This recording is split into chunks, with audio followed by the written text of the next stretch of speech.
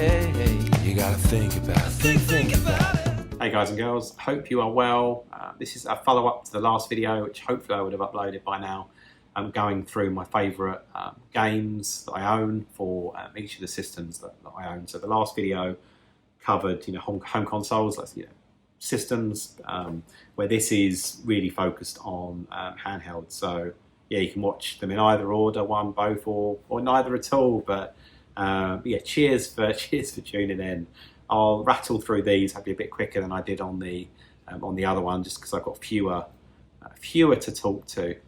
But the first one for the Game Boy would be no surprise to people that seen the channel, listened to some of my top fives or top tens. But we've got Gargoyle's Quest, Capcom classic, probably within the first 5 games that I owned for the Game Boy. I got my version out in France on a holiday out there. So yeah, I would have also had Tetris as the pack in Maryland, perhaps Alleyway. And then this would have come along, but yeah, it's got some RPG kind of elements. There's some top down, going through the map, you come across some baddies and it throws you into a bit of a fight, and then there's also some core bigger levels that you need to go through. But your character, like Firebrand, upskills himself in terms of how long he can hover and the kind of weapons that he shoots. So it starts off and you're pretty much you're limited in terms of what you've got, which does have a bearing on the gameplay. So even though later levels, of course, they're quite tricky with particularly some of the bosses and the amount of enemies, you are better equipped to deal with them. So it's a bit horses for courses, but love this one. Would recommend. It's going up a little bit in price, but you can emulate or whatever, however you want to play it, or just get cart only. It's well worth it. Well, I haven't looked at prices for ages. Maybe it's gone up a bit, but at one point you could get like loose for like 15 to 20 quid. But it's a lot of game in there. If you know what I mean. Yeah, don't quote me on that in case it's like all these things have gone up. Didn't play this one back in the day. My cousin had a Game Gear. Obviously got one since, and then kind of realised there's a few games for the Game Gear that are they're not ports of the Master System. Most of them are ports of the Master System, but there's a few might be the same series or same game title, but the game is different. So Shinobi is one, but I'm picking Shinobi 2. So original Shinobi is different from the Game Gear as it is for the Master System. I think it was only that one Shinobi game came out for the Master System. There wasn't a sequel, but on the Game Gear there's also Shinobi 2, and it's arguably a bit more of the same, but obviously in a handheld format. Perhaps a bit more going on with kind of the rope swing, tackling levels out in slightly different sequences if you so want.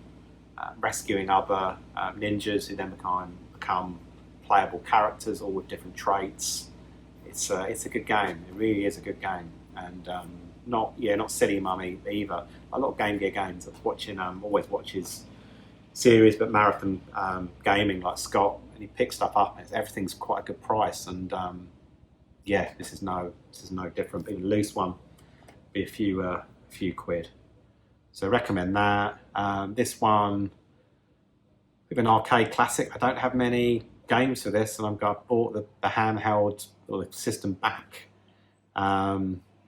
into collection via, so I bought it back. I'm buying games now because I can play it through the analog pocket. I've got like an adapter basically. I haven't got many games, but this one, yeah, I love it. Graphically, it's very basic, but it just sounds and it just fond memories. I'm sure there was the original machine, like the twins. I'm sure it was like a twin stick. She used it back in the old Southend arcades. It doesn't play as well because you've got limitations around the Atari Lynx buttons or the buttons playing it through the analog. But the game itself still looks pretty, the same. And you got to go around to take out all the robots who are trying to nuke the human race, rescue as many humans as you can, because if you don't rescue them, and the robots get to them, then quite often they turn into robots themselves, and you've got more friggin' enemies on your hands, and just wave after wave. and it's friggin' hard. It's not an easy game. Like all those, I'm sure there's strategies and things, but put more time in, you yield better results. But it's still fun. It's still a really, really good game. This one, oh man, I'm probably going to completely. Is it Tiny Mani Toro? Who knows? Won the Swan game.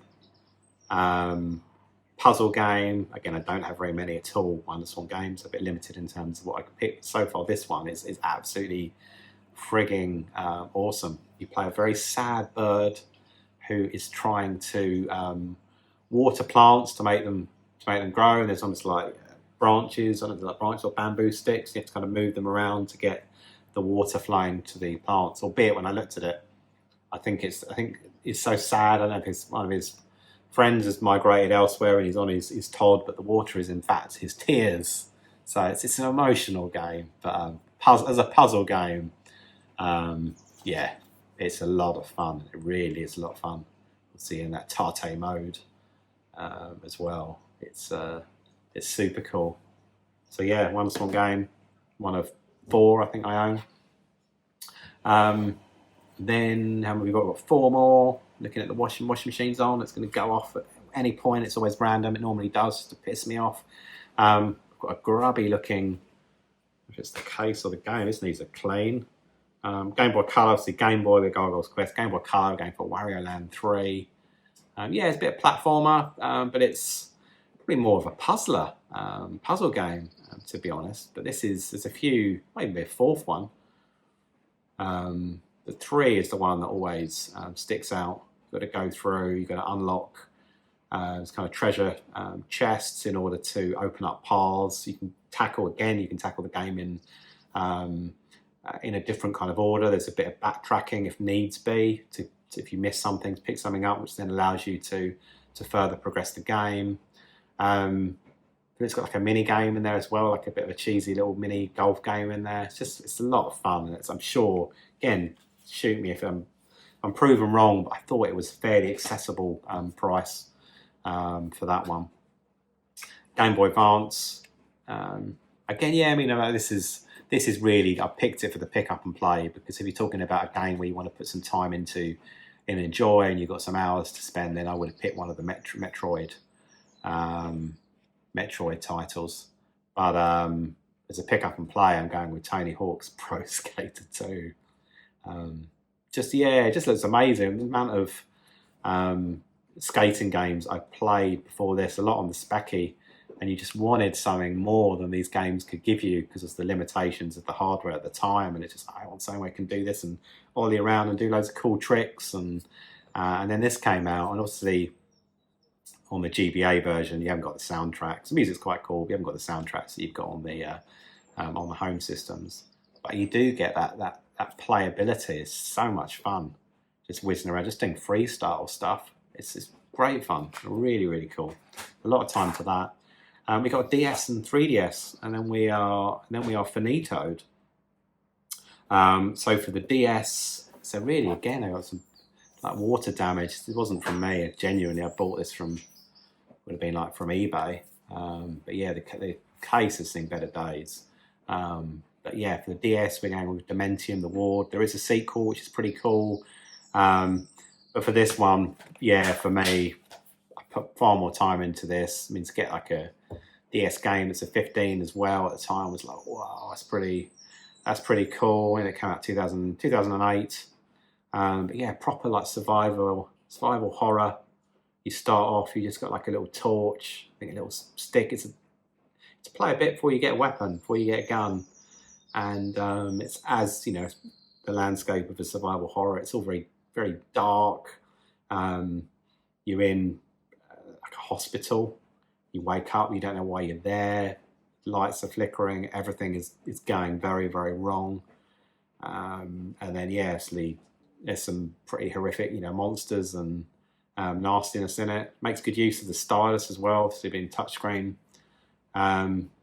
game, so you can't use the cursors to move around. But if you want to look left, look right, you can use the stylus on the bottom screen, and also use that for your inventory as well. But it's He puts the Resi games on some damn good competition. This game it's freaking excellent, and it is, regrettably, I know this is one that's going up in value. And I think I grabbed this a while ago, but all things started to go up. I grabbed the sequel as soon as I could.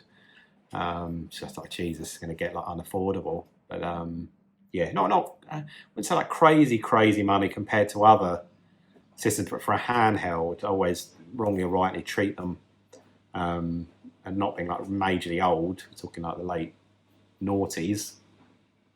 One would think they should be a bit more of a reasonable kind of price point, but it's going up. It's a cracking game, that, and again, maybe a bit of a left field one for the 3DS, because there are some stonking games on this. I've gone through one of the 999 games, so Virtue's Reward. What's the best way to explain this? But like an escape room set up, you and a few strangers. You appear, you're locked away. You think kind of underground, and you've got to kind of work through the puzzles, work with the other people that have been trapped. There's decisions that need to be made at certain checkpoints. Do you ally with someone? Do you betray them? And that can determine whether or not the game continues, put bluntly.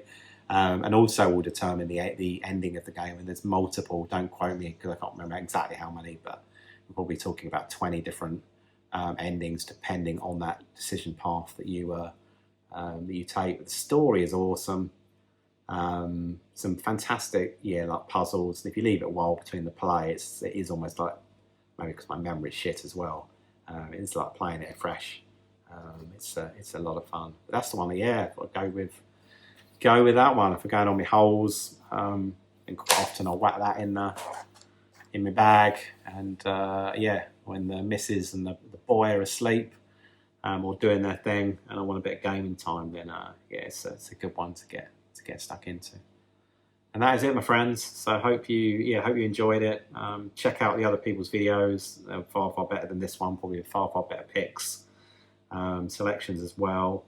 And if you have got a channel, then you haven't done it already, then by all means get stuck in. Would love to. I love watching these types of videos. I know a lot of other people do as well. And if you haven't got a channel and you're a bit on the fence, then maybe this is your way in. You don't need all the games in front of you. You can just talk to whatever. Just talk through your memories and your experiences. It's always a bit of fun. Right, the sun is shining. Got garden work to do. Sure, I'll smuggle in a little beer. See how we do. All right, guys. All the best. Cheers.